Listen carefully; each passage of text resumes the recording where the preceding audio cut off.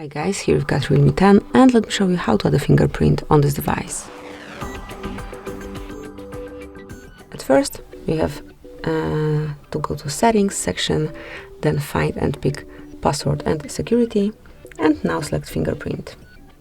Then draw your unlock pattern and now just place your fingerprint on the sensor right here. It's actually your power button, and keep adding till it's fully added. Here you'll be able to observe the progress.